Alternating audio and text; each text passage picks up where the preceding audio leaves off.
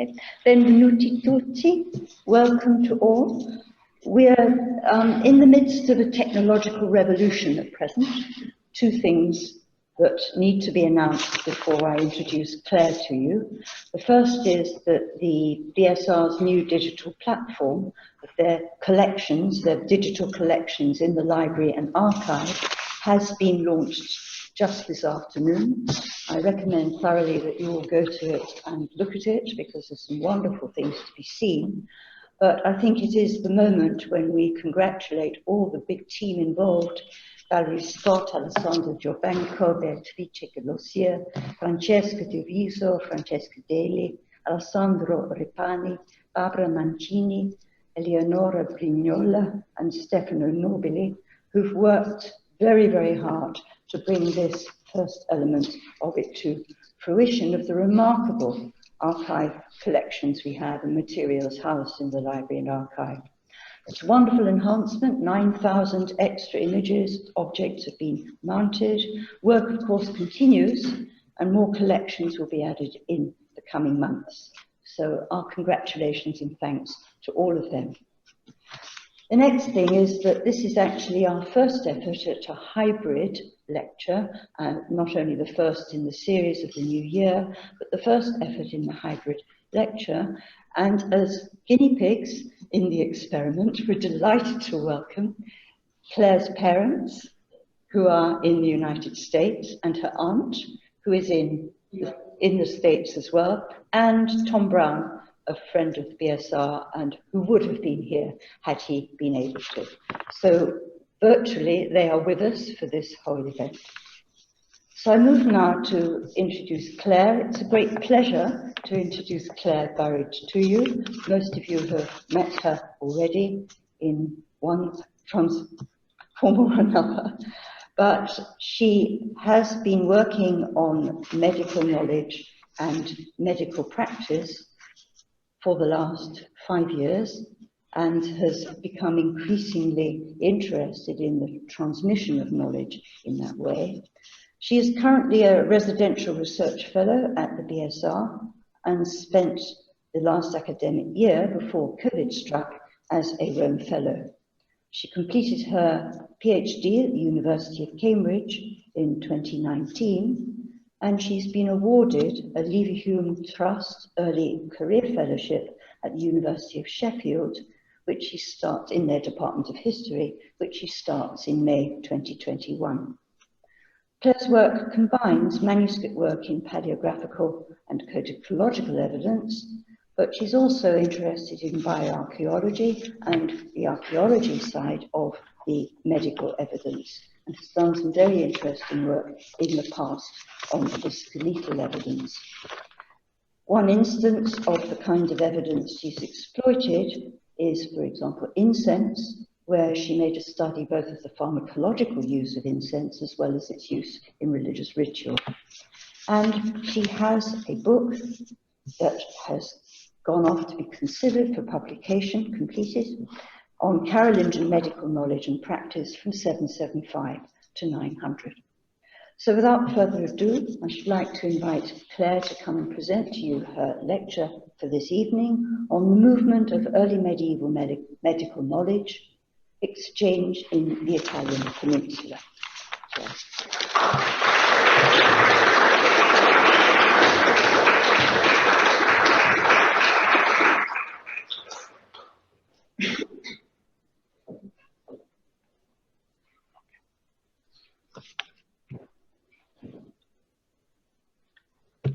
First, thank you so much, Rosamond, for that introduction. It is such an honor to be here tonight, kicking off the BSR's lecture series for the 2020-2021 academic year. Before I get started, I also want to thank the BSR for not only supporting my research last year, but for bringing me back this year to complete my pandemic-interrupted fellowship. It really is wonderful to be back in Rome. And of course, a big thank you to everyone here tonight and anyone who's watching the recorded lecture online, and my family. I have to admit that it feels very strange to be giving a formal presentation of my work in front of a live audience, since all conferences and meetings I've had over the past few months have been online. And although I'll miss a few aspects of that, like not being able to wear my pajama bottoms while giving a presentation, it is very nice to actually be able to see my audience again. So let's begin.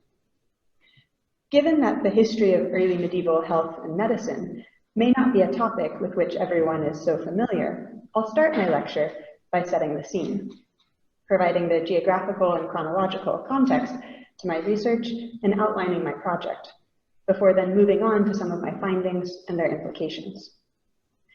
And at this point, I should note that since my project was interrupted by the pandemic, it's still very much a work in progress. And I look forward to building on my initial results over the next few months in Rome, and then further expanding the project when I move to Sheffield to begin my next postdoctoral fellowship. So while I'm still at this relatively early stage of the project, it's really the end of the first year with nearly 4 more years on the horizon, I'm really keen to hear your questions and thoughts in the discussion following the lecture. Okay, so on to the geographical and chronological context. As my title suggests, I focus on medical knowledge in the early Middle Ages. More specifically, I study medical texts in manuscripts written in the Carolingian world. That is, manuscripts that were written in scriptoria in the 8th and 9th centuries in the various green areas of this map, making up much of present-day France, Germany, the Low Countries, Switzerland, and northern Italy. And at this point, I've said that I work on texts recorded in manuscripts. So you might be thinking of beautiful illuminated codices, like this exquisite Book of Hours. This, however, is nothing like what I look at. But maybe, if you're familiar with medieval medical and surgical writings, you're instead picturing a text like this. This is a diagram of the so-called wound man. But I'm afraid that this too is nothing like the texts I'm working on. Indeed, both of the manuscript images you've now seen were actually produced over 500 years after the manuscripts that I study. Instead, I work on gems like this. Okay, so this scruffy page written in a very difficult to decipher script might not be everyone's idea of a gem, but it is mine. This folio belongs to Palatinus Latinus 187, a manuscript that was written in northern Italy in the 8th century and is now held in the Biblioteca Apostolica Vaticana, the Vatican Library. You'll probably have to take my word on this, but the folio on the screen contains 2 medical recipes. The first is an ointment for loosening the stomach, and the second is a recipe for a potion that has some parallels to a comforting contemporary panacea, chicken soup. For a cleaner and easier to read example of my sort of material, though still nothing like the fancy illuminated manuscript we just saw, here's a folio from another manuscript today held in the Vatican Library, Reginensis Latinus 1143. This manuscript, written in the early 9th century in the area around Mainz, is made up of a variety of different medical texts, including several collections of medical recipes. This folio comes from one such collection. Now, before we take a closer look at the information presented on this folio, I need to explain the specific types of texts that I study. For those of you who don't work on the early Middle Ages, this may come as a bit of a surprise, but there is actually a significant body of medical literature that survives from this period. These writings cover a wide range of genres and topics, from treatises on prognosis and diagnosis, to instructions on bloodletting, to dietary guidelines. Pharmaceutical writings, such as the medical recipes on the screen, what today we might think of as prescriptions, make up a very important part of this corpus. And these are the types of texts on which I concentrate. Medieval medicine has generally been understood in relation to the inheritance and reception of classical medical knowledge, such as works by famous authors of antiquity like Galen, Hippocrates, and Dioscorides, or writings that belong to established textual traditions, such as the Plinian family of medical texts, which includes the medical sections of Pliny's Natural History, as well as its late antique and early medieval descendants, which are reordered collections of these medical sections contained within the original encyclopedia. The Carolingian copies of these texts have been particularly well studied, since they often represent the earliest surviving versions of the individual texts in question. There remain, however, thousands of recipes in early medieval manuscripts unattributed to classical or late antique authors, and modern scholars have tended to label these recipes simply as miscellaneous, since they are found outside of established texts and textual families. The label of miscellaneity has obscured the information they contain, and they have therefore tended to be overlooked. Yet it is precisely these so-called miscellaneous recipes that I focus on, because although they've been remarkably understudied, I argue that they hold valuable information for understanding the evolution of medicine during this period. My initial analyses of these types of recipes during my PhD revealed the influence of sources beyond the classical corpus. I identified, for example, ingredients unrecorded in classical medical writings. These non-classical influences can be seen in the appearance of ingredients that reflect local conditions, such as beer and mead, substances that were looked down on in classical antiquity, but that the Franks are known to have imbibed, or we might even say enjoyed. On the other end of the spectrum, I also identified certain exotic substances from Southeast Asia that appear to have been unknown in the classical Mediterranean. And we'll talk a lot more about these momentarily. So it is on the basis of these findings and their implications that my project at the BSR, as well as my future project at Sheffield, are building. In Rome, the first step of my research has involved expanding the sample of manuscripts under consideration. I've been working primarily with manuscripts in the Vatican Library, such as the one you can see on the screen, but there are several other libraries in Rome, as well as cities within relatively easy striking distance that also have relevant material. So I'm hoping that COVID permitting, or COVID restriction permitting, I'll have a chance to see them in the coming months. At the start of my project last year, I knew of roughly a dozen manuscripts in Rome containing miscellaneous medical recipes written in the early Middle Ages. And I'm very happy to report that one of the major breakthroughs of the past year is that this number has actually doubled. While this increase is in part due to my own work following up threads in the library, it's in large part thanks to suggestions from colleagues, and in particular, I'd like to thank Corinne Van Rijn and her students, as well as Anna Dorotheva and our very own Rosamund McKitterick for their help in identifying these additional manuscripts containing early medieval medical texts. So once I've identified an early medieval manuscript that includes miscellaneous medical recipes, I then transcribe this material from the manuscript, since, as I've already noted, these texts have generally been ignored in the past. So it's exceedingly rare to find a printed, published copy of a collection of miscellaneous recipes. I then edit the Latin text before translating and adding this material to my growing database. At this stage, I can then analyze the texts in a much more in-depth way using the wonders of modern digital tools. And I really don't know how researchers coped with any type of quantitative analysis before the age of computers, so thank you, spreadsheets. More specifically, with everything now digitized, I can track many different features within recipes, such as the ingredients listed, descriptions of symptoms, particular medical terminology, and the units of measurement used, at least when this information is given. Many recipes don't include all of these features. And as you'll see, I think that analyzing ingredients can be a particularly useful entry point into thinking about the movement of knowledge, and perhaps even the movement of ingredients themselves.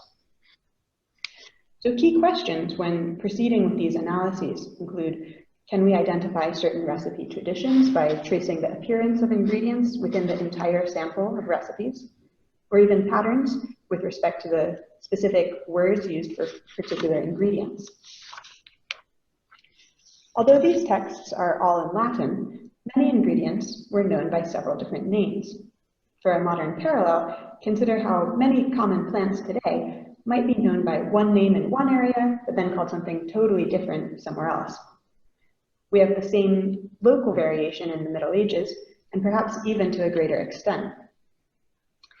And added to that, we also have to consider the linguistic diversity of the Carolingian world. While Latin is certainly the primary language we encounter in the textual evidence, the local vernacular language in many parts of the Frankish Empire might have been a Germanic language. So it's quite exciting then to come across a Latinized Germanic term in a recipe. Is this evidence for the introduction of an indigenous Germanic or Northern European medical tradition distinct from classical Mediterranean sources? If only it were so straightforward. While we shouldn't read too much into such findings, this does at least indicate that the recorded medical knowledge was not static. This is very much a living body of knowledge. The inclusion of Latinized Germanic terms may have served as a user-friendly adaptation to the text, making this material easier to understand for someone coming from a Germanic linguistic background. Or it could represent a practical adaptation, the replacement of, say, an ingredient known in classical antiquity that was not available in Carolingian Europe. So it's great that the digital tools allow me to evaluate large-scale trends and patterns in the data, as well as pursue individual case studies of ingredients, units, and other terms. How can I then relate these results to my research questions that consider the movement of knowledge during this period, and crucially, the role of sites in the Italian peninsula in this movement? To tackle these questions, we need to combine a study of the information contained within the text with a consideration of their manuscript contexts. Where was a particular codex written? Do we have evidence that it moved during this period?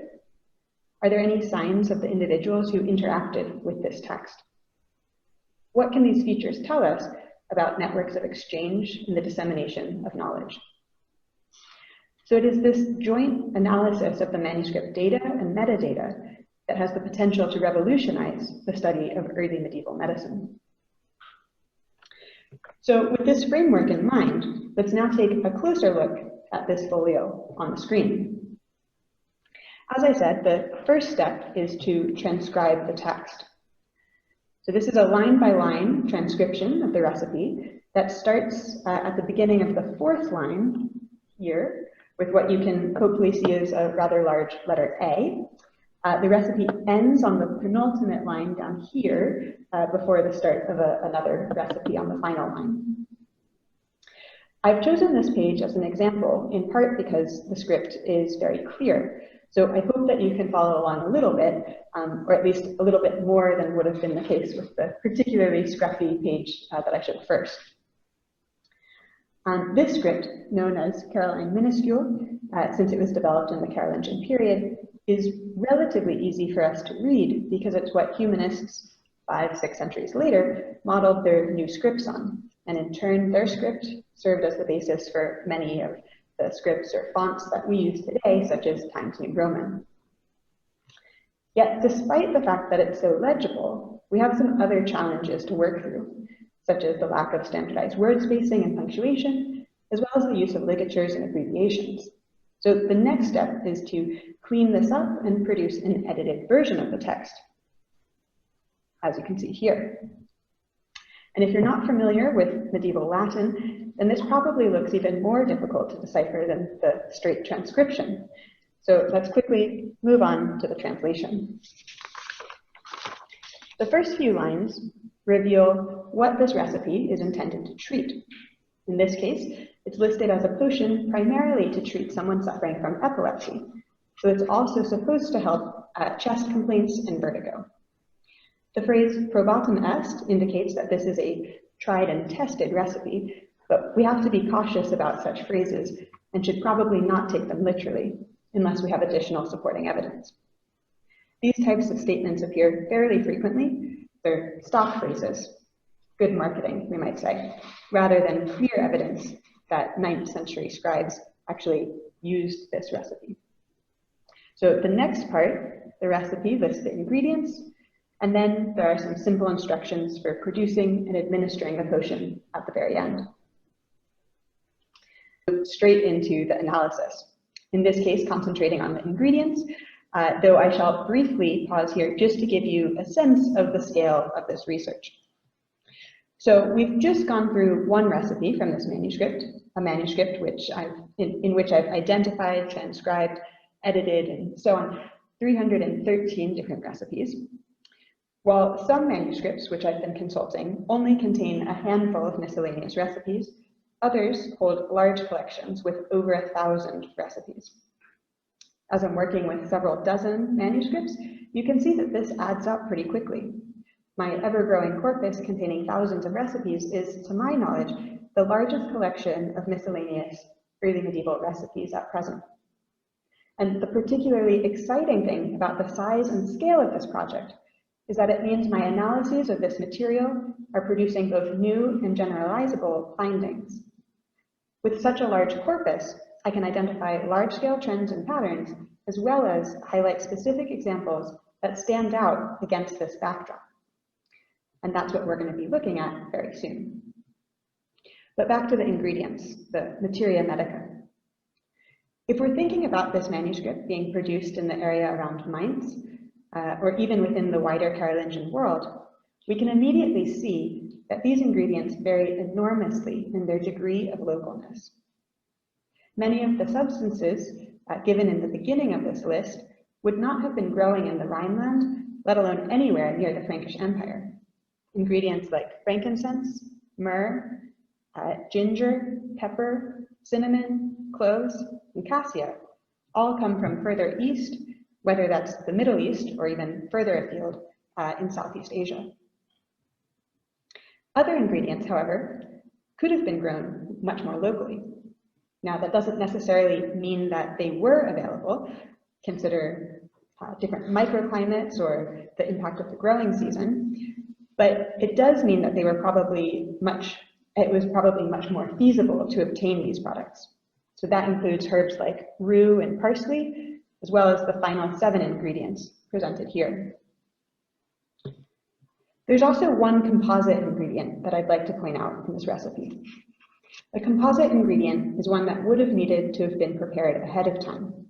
For a modern comparison, that would be like cooking with both individual spices and herbs, as well as a pre-prepared spice mix, such as curry powder. But here we're not talking about curries. Instead, we're looking at incense. I'm going to expand on this briefly because first, you might be surprised to see incense in a medical context. And secondly, we're going to be returning to incense very soon. As for the first point, during this period, incense appears to have been a multi-purpose substance, something used in Christian rituals just like today, but also something that could have been used as an ingredient in medical recipes. And so we find recipes for incense in collections of medical remedies. And as Osman said, I have recently written this up, so if anyone would like to know more, you can see my article on this very topic. There's one other thing I'd like to flag about incense, since I know it can be a bit confusing. Why do we have incense listed in this recipe, as well as things like frankincense and myrrh? Aren't they all the same? No. Frankincense is actually just a resin, but it is often used as an ingredient in incense. So now you might be surprised that both incense and some of its constituent parts are listed as separate ingredients in the same recipe.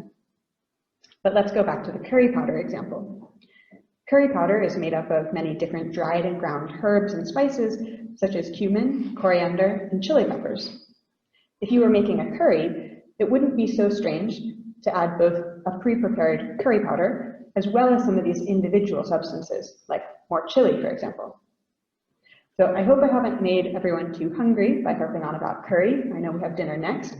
But I think it's important to address some of these potentially confusing features within recipes at this stage, since we'll be focusing on many of these overlapping substances like frankincense and incense for much of the rest of my lecture. But let's get back to analyzing this recipe's specific mix of ingredients. Many recipes present similarly diverse assortments of materia medica, combinations of both local and exotic ingredients. So what does this tell us about the movement of medical knowledge? The distant origins of many of the non-local ingredients must make us question how practical these recipes would have been to an individual in early medieval Europe? How likely is it that they had access to substances like ginger and cinnamon? We'll return to this question regarding the movement and existence of exotic ingredients in the Carolingian world later, but first I want to focus on the knowledge presented by these texts. How is a scribe writing in 9th century Mainz incorporating information about ingredients all the way from Southeast Asia? How did he or she acquire this information? Now, the non-local ingredients that I've highlighted here excuse me, also appear in classical and late antique medical texts.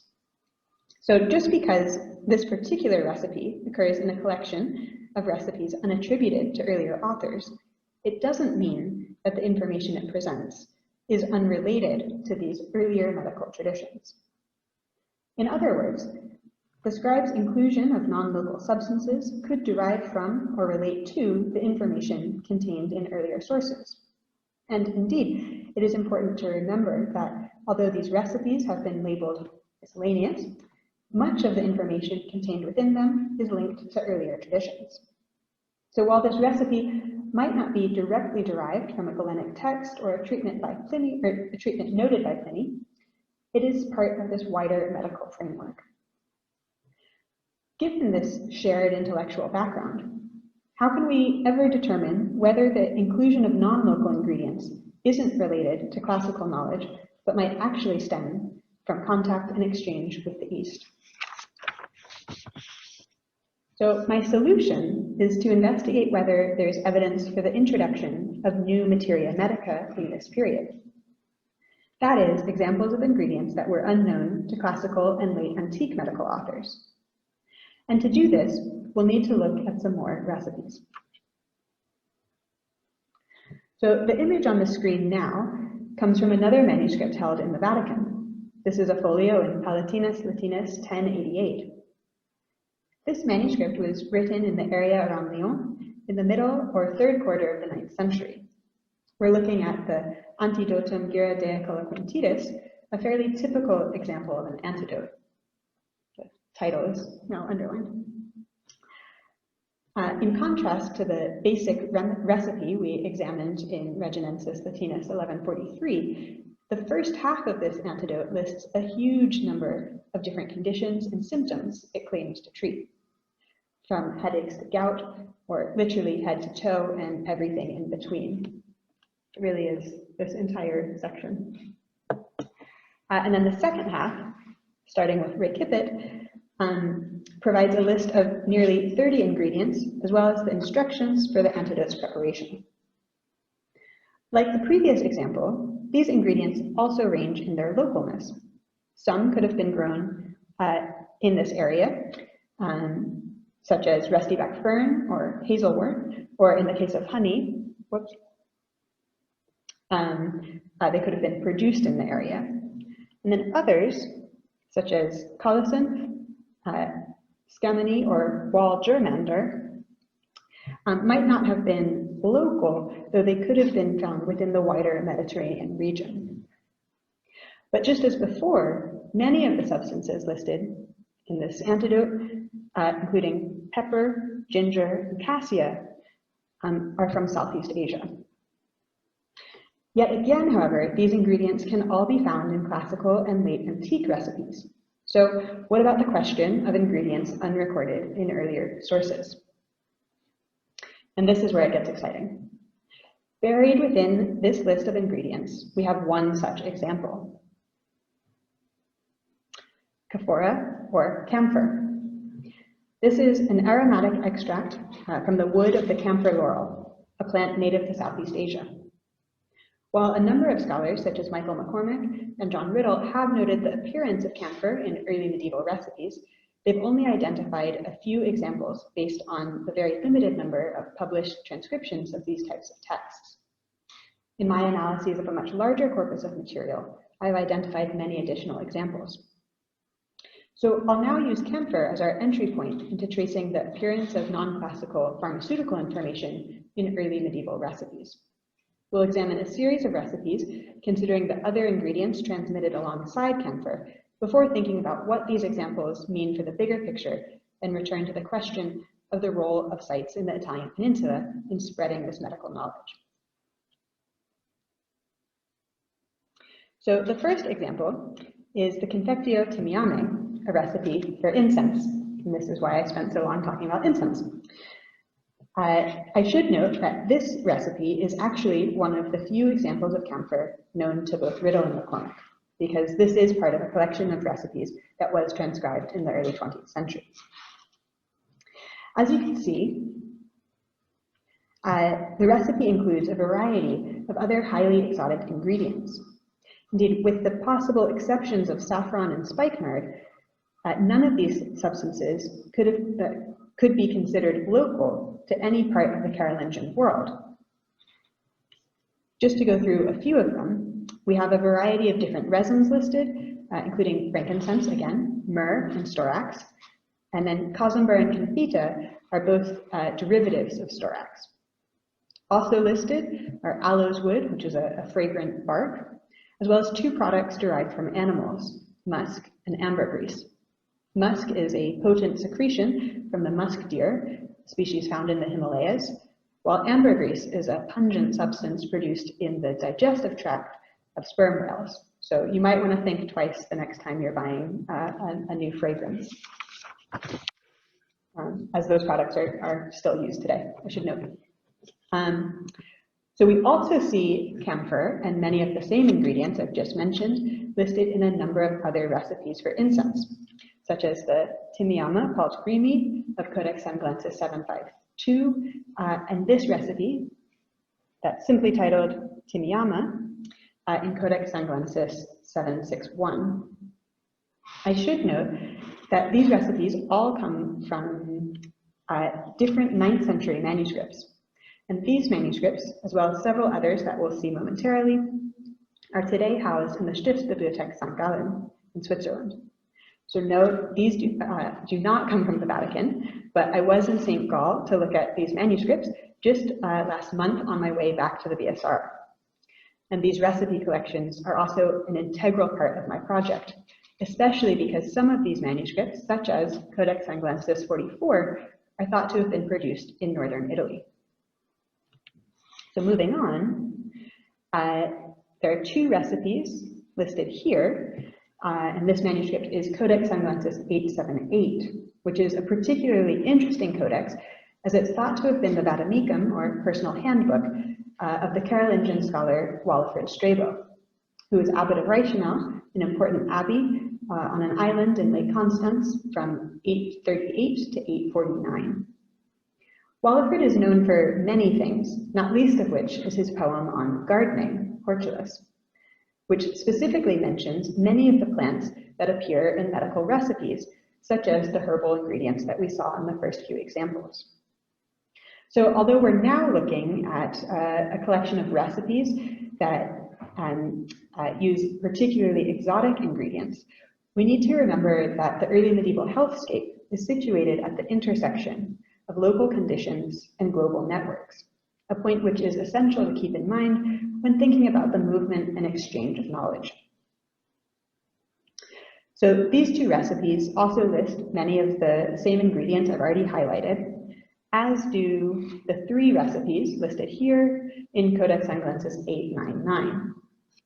Okay, I know it's a bit of a blur to see all of these lists of ingredients just flashed across the screen. So to emphasize their shared content more clearly, I've made a table. And as I don't want to overwhelm anyone with a huge chunk of data, we'll go through this step by step. At the top, we have the 8 different recipes listed. And as you might be able to see, they're not actually ordered by their manuscripts, but as you will see momentarily, they are ordered by how the ingredients overlap. So the first thing that's notable is that these recipes present a striking consistency with 5 core ingredients: cosumber, confita, aloes wood, camphor, and musk. These 5 ingredients, as you can see on the screen, appear in all 8 recipes. Ambergris gets an honorable mention because it too appears pretty frequently although it's not included in 3 recipes. These 3 recipes, however, all appear to be somewhat simplified versions of the main recipe tradition. Some of the recipes also include additional ingredients, and again, many of these have parallels throughout the whole collection. So what's particularly remarkable about the 5 core ingredients, or 6 if we count ambergris, is that not only do they represent very exotic products, but several of them, not just camphor, were not recorded in classical medical texts. That is, these recipes are among the first times, to my knowledge, that we have recordings of cosumber, confita, camphor, and ambergris in the Latin West, and possibly represent the introduction or reintroduction of musk. Aloes wood is a bit trickier to determine because it's called aloe in Latin, which is very similar to aloe, which is aloe in Latin. So it's hard to know if this was also a new arrival during this period, since aloe has been known since antiquity. Regardless, the majority of the core ingredients are not only highly exotic, but appear to be newly introduced substances from Southeast Asia. Or at least according to the textual evidence, knowledge of these substances was first entering Europe at this time. There are a few other noteworthy features to highlight, such as the overall consistency between the recipe variants. This is particularly significant since the 5 manuscripts in which they are found were written at different scriptoria all across the Carolingian period. It suggests that this recipe was repeatedly transmitted and moved as a discrete unit of knowledge. Was it introduced multiple times from different Eastern sources, or was it introduced to the Latin West through one point of exchange and then proceeded to be circulated between various centers of manuscript production? These types of questions are at the heart of my investigation into the transmission of this knowledge. And so for the final part of my lecture, I want to explore these questions and a few others and think about the implications of this case study. At this stage of my research, I would say that I have more questions than answers, but I'll share a few of my preliminary thoughts, and I look forward to hearing your questions and ideas in the discussion. So first, we must remember that the dissemination of this incense recipe tradition is but one sample. So the findings that I'm presenting here may not be representative when considering the diffusion of knowledge during this period more generally. That being said, I think it is a particularly useful inroad into this topic, given that it presents such a uniform cluster of information, a tight package of pharmaceutical knowledge. And it opens the discussion in several different directions. If we're probing how and where this recipe spread, then of course we must investigate the intellectual, ecclesiastical, and trading networks of the Carolingian world. And this mention of trade brings us to the movement of the materia medica itself, the physical substances.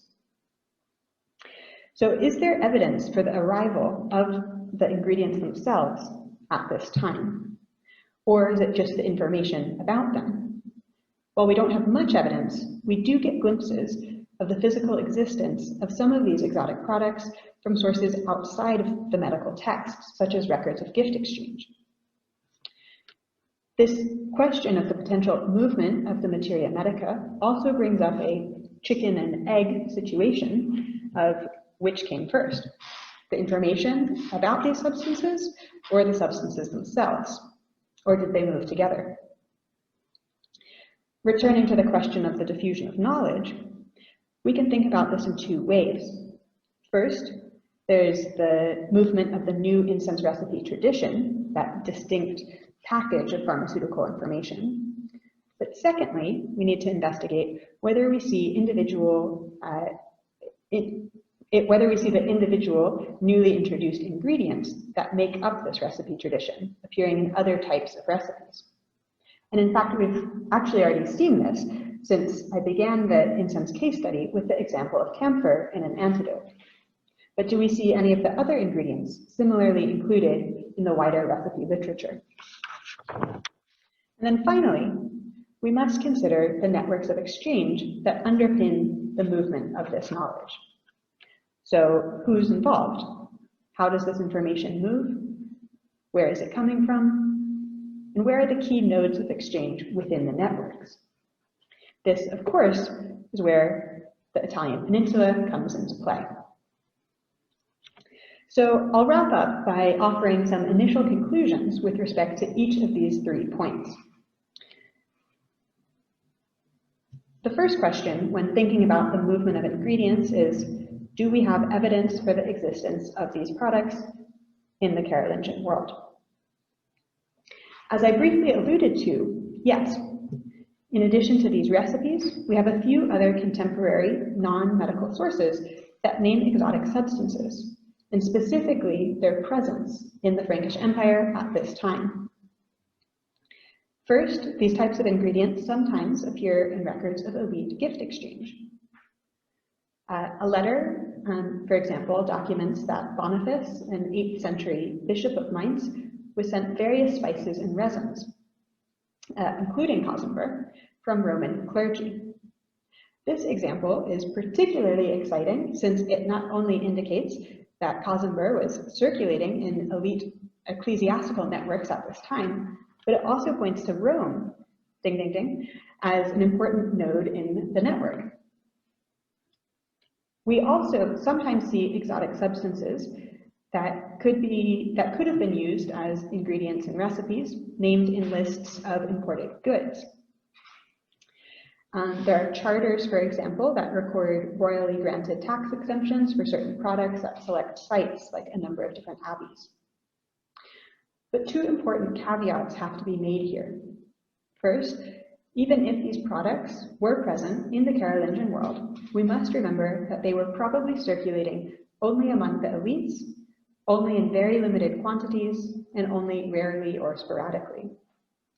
Though my initial evidence suggests that the picture may have been slowly shifting over time. The second caveat is that the specific selection of newly introduced ingredients we've examined do not come up frequently. Indeed, of the 5 or 6 ingredients I named as introduced or reintroduced at this period, I have thus far only seen camphor in texts outside of the medical literature. So how much can we extrapolate from this one example? While I would be hesitant to use camphor as a proxy for all newly introduced ingredients, it is striking that in this case there is evidence for its existence, such as the gift sent to Boniface in the 8th century, before evidence for its use in recipes. All of these examples came from 9th century manuscripts. So this brings us back to the chicken and egg question of which came first, information about these exotic substances or the substances themselves. And here, early modern parallels, such as the introduction of foods and materia medica from the New World, may be useful to consider. In general, these align nicely with the camphor example. In many cases in the early modern period, it looks like substances from the Americas were only incorporated into European pharmaceutical knowledge after the products themselves arrived, whether that was through the later adoption and adaptation of traditional indigenous knowledge concerning these products, or perhaps experimentation over time. And I must thank Iona McCleary for initially drawing my attention to this comparative evidence. And at least at this stage, it does support the idea that camphor may be reflective of a larger pattern, but I'd like to explore this further. So turning to the diffusion of knowledge, can we see parallels between the movement of ingredients and the movement of information about these ingredients? We just saw that camphor moved from Rome to Mainz. Do we have evidence of manuscripts making the same journey? And yes, in fact, we do. I mentioned earlier in my lecture that one of the manuscripts with an incense recipe, Codex Anglensis 44, was written in northern Italy. We're not exactly sure where, but based on particularities of the script, it looks like it was written in this region.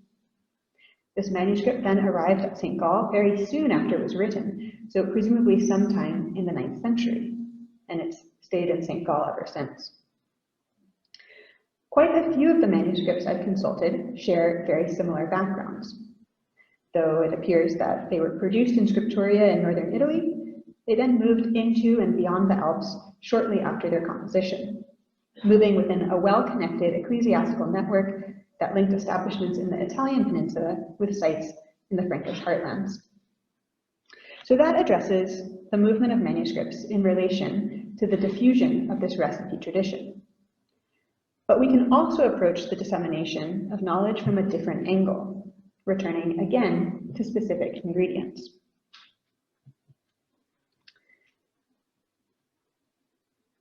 As we saw earlier, camphor was listed as an ingredient in a fairly typical antidote. But what about the other newly introduced ingredients? It's another yes.